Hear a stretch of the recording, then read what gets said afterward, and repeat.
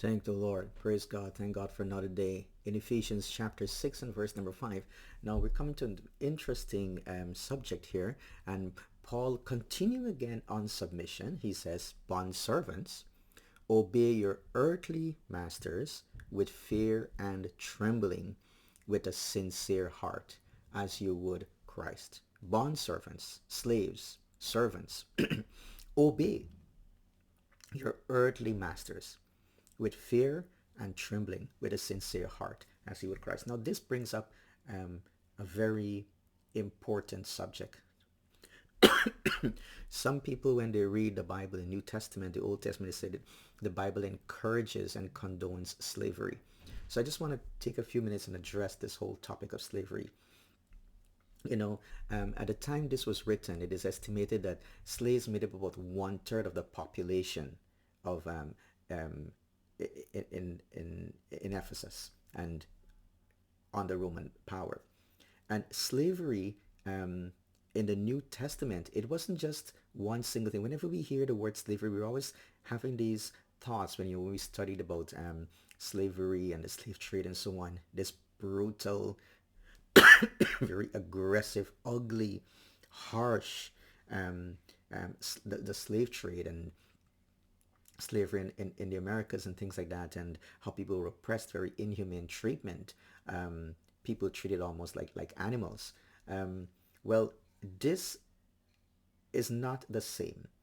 In the New Testament, slavery covered a huge spectrum from the sort of brutal exploitation we know about to something closer to what we would term indentured servants. Um, so there's that one Greek word, doulos, which is translated in with three different words in the English language to sort of capture the different aspects of quote unquote slavery.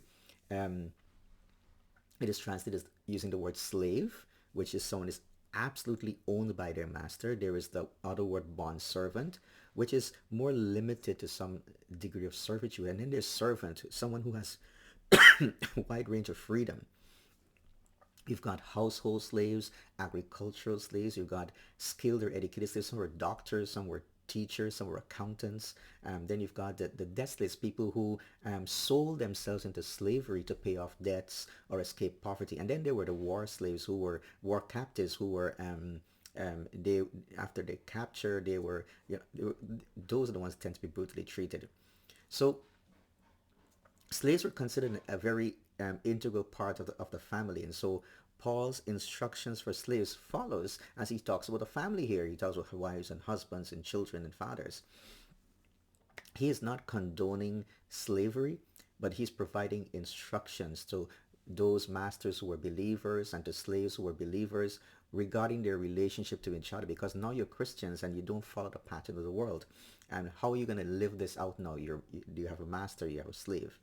And the way that the scriptures approach this whole subject of slavery and the influence of Christianity actually resulted in slavery becoming less and less. And in fact, the slave trade was actually abolished by the efforts of William Wilberforce and others. 1807, after about 20 years, he worked assiduously in the British Parliament, and eventually the slave trade was outlawed. Now, so it is with that sort of background we need to look at this whole subject of slavery. So as human beings, the bond servants, they would have this natural instinct to sort of look at their earthly masters and to despise them.